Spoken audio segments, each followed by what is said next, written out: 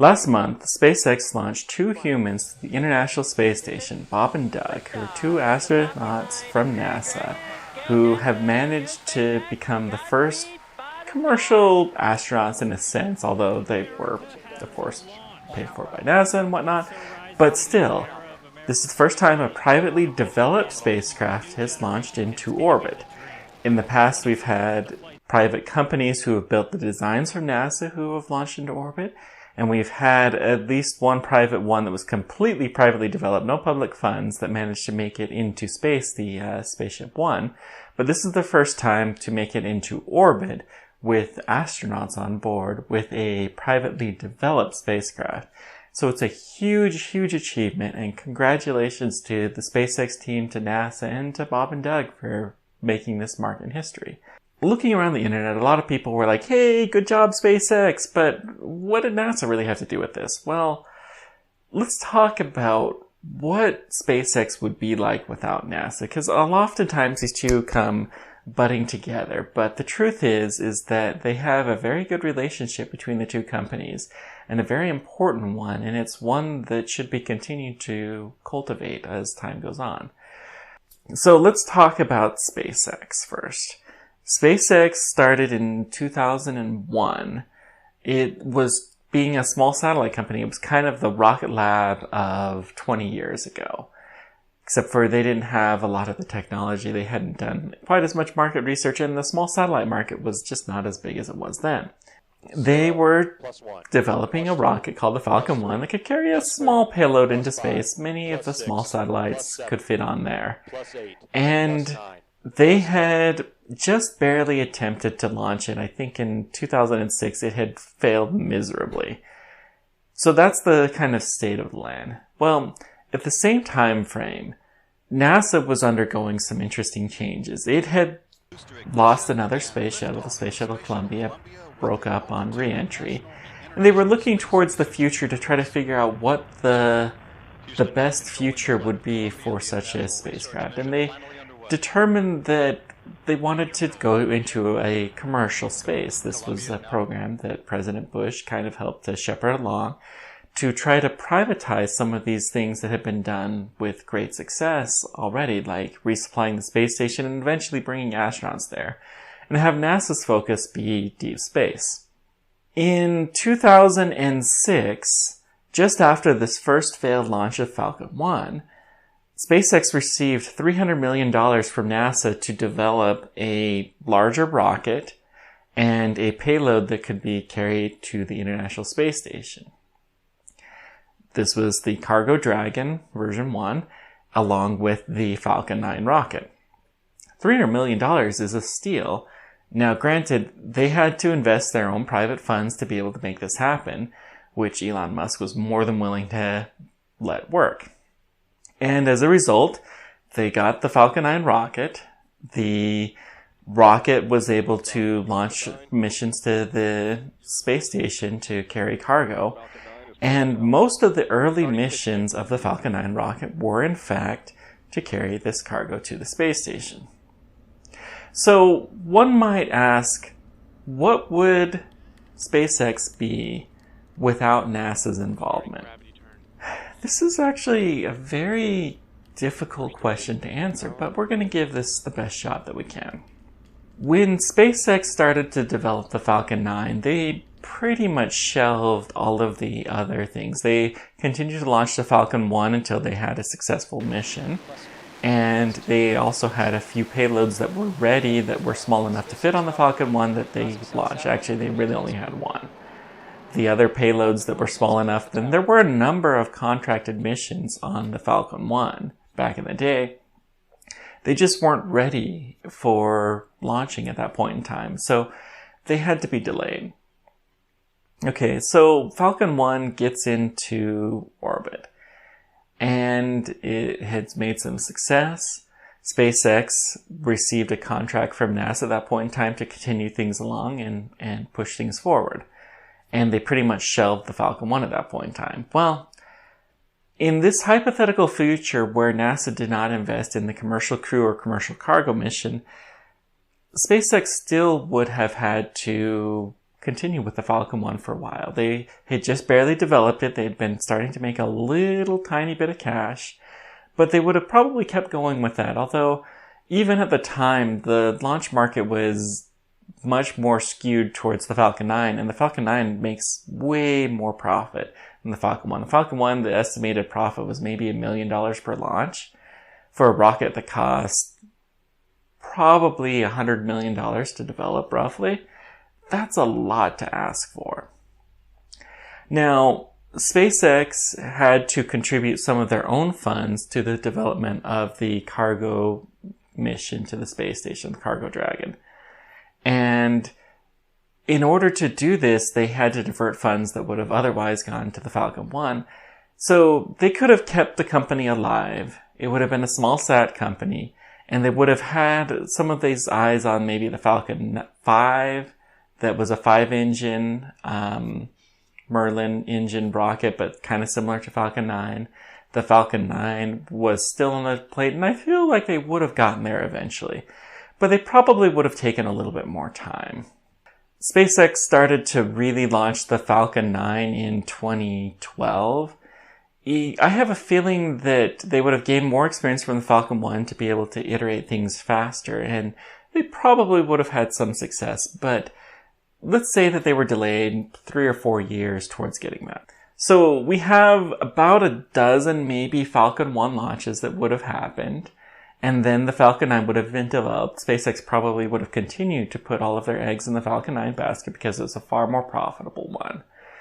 Let's say that they continue to launch all of the missions that they've had except for the commercial crew and commercial cargo. We'll still allow for the launches for NASA, for the DoD, which somehow, let's just assume that they could have gotten the accreditation for that. Well, of the launches that NASA's had to date, roughly 20 of them have been commercial cargo to the space station that were certified missions. They had the 2 demo flights, the boilerplate, and the 2 demo flights for commercial crew. So that's 25, and they've had, I think, 86 launches, if I remember the day right. So that takes it down to 61 launches, roughly. Now, we also have to take into account the Starlink missions, which are a significant number of these. And let's say there's been roughly 50 paying missions of the Falcon 9. And let's say that they've gotten about $3 billion from these, because they're about $60 million a piece. 60 times 50, $3 billion. That's actually less money than SpaceX received from NASA to do the commercial crew mission, which was about a little bit over $3 billion. Keep in mind that they received $400 million earlier on, and then about $2.6 billion to finalize the contract. So they're a comparable amount. In this hypothetical future, SpaceX would have had half the revenue that they've had to date so far, even if they were able to develop the rocket. They probably would have charged more for the Falcon 9 mission because they would have needed to, but still, it would have been a lot more expensive. They probably would have succeeded in landing rockets by this point in time, but it still would have been a great challenge to make all of this work. At the very least, my feeling is that without the commercial crew and cargo missions providing a constant source of income to SpaceX, they probably would be at least 4 years behind where they were right now. The Falcon Heavy probably would never have been developed. The Starship mission, they probably would have still continued to do that. I think that has enough value where they would have been doing it, but we would have been in the early days. 4 years ago, Starship was just a concept. It was the interplanetary transport lander or something like that they still really needed to pare it down to the much simpler concept that it is today, although it continues to have its issues. Hopefully it'll provide some things. Bottom line is SpaceX could not do what it has been doing without NASA's involvement. Now, granted, SpaceX is better at making rockets cheaper than NASA. You compare the Crew Dragon to the Orion SLS mission. Granted, these two aren't exactly comparable. The Crew Dragon, while it can theoretically survive coming from the moon, it hasn't really been developed to do that, and so it's really hard to say if it would work. The Orion capsule has already tested a similar trajectory to a return from the moon, and it's been proven to work. Although there's no real reason to suspect that they couldn't make this work. The big difference is Orion is about twice the size, and it can maneuver around the moon, whereas the Crew Dragon wouldn't really have the fuel to do so. So you can orbit around the moon and you can come back, and some pretty cool stuff can happen through that. But as a whole, they're fairly similar in that they could both theoretically carry 7 astronauts, although they'll probably never carry more than 4. The supplies obviously are much better for the Orion and so on and so forth, but the cost difference is huge. The SpaceX Crew Dragon cost about $3 billion.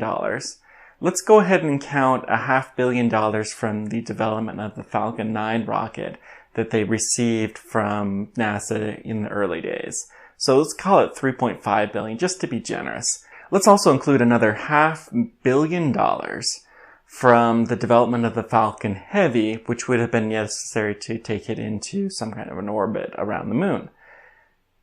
The difference in cost is just astronomical there. You're talking $4 billion there. SLS and Orion has cost something on the order of $30 billion. And they're way delayed, and it's still taking a lot of time to get right. And who knows how long it'll take to get everything perfect there. It's certainly not happening on the first time. The bottom line is SpaceX is very capable of developing rockets cheaply. And this has had a ripple effect. 10 years ago, launching from the United States was something that only NASA and the government did. The DoD, or whatever spy agency was doing. Nobody else was launching from the United States because it was just too expensive. Right now, the vast majority of commercial launches in the entire world happen in the United States from SpaceX. They're able to do it much, much cheaper because of the money that NASA invested. So NASA's getting a pretty good bargain. The commercial industry is starting to really take off. And as a whole, it's been enormously beneficial to many, many people to be able to have this. Not to say anything of projects like Starlink. The bottom line is the move of NASA to invest in SpaceX was huge, both for their purposes of launching people and cargo into space cheaper. It also helped to develop the commercial spaceflight industry to a much, much higher level than had been done previously in this country. And overall, it's proving to be a wonderful success. NASA and SpaceX working together has achieved far more than would be if either one of them had been working without the other. And that's how private-public partnerships should go. Thank you guys very much for joining me. Let me know whatever questions or comments you have. Let me know what your thoughts are on this. Thank you to the people in Discord who helped me to kind of formulate some of the thoughts of where SpaceX would be without NASA. And you can join them in the link below. And thank you to my Patreons who helped to make this possible. Thanks for everything, and until next time, keep on tracking. Take care.